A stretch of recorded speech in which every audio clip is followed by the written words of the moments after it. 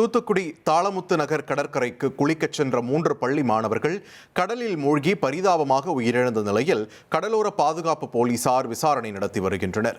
தூத்துக்குடி கீதா ஜீவன் நகர் பகுதியைச் சேர்ந்த 9 சிறுவர்கள் தாளமுத்து நகர் கடற்கரைக்கு குளிக்கச் சென்றுள்ளனர். அப்போது எழும்பிய ராட்சத அலை கடற்கரையில் குளித்துக் கொண்டிருந்த 4 சிறுவர்களை கடலுக்குள் இழுத்துச் சென்றுள்ளது. அதில் ஒரு சிறுவன் தத்தளித்ததை பார்த்த மீனவர் படகில் சென்று அவரை காப்பாற்றியுள்ளார். ஆனால் 12 வயதான நரேன் ஸ்ரீகார்த்தி மற்றும் முகேந்திரன், 13 வயதான திருமணிராஜ் ஆகிய சிறுவர்கள் ராட்சத அலையால் கடலுக்குள் இழுத்துச் செல்லப்பட்டனர். அதன் பிறகு தகவலின் பேரில் வந்த போலீசார் 3 சிறுவர்களின் உடலையும் மீட்டு பிரேத பரிசோதனைக்காக மருத்துவமனைக்கு அனுப்பி வைத்தனர். ஒரே பகுதியைச் சேர்ந்த நண்பர்களான 3 சிறுவர்கள் கடலில் மூழ்கி பலியானது அப்பகுதியில் பெரும் சோகத்தை ஏற்படுத்தியுள்ளது.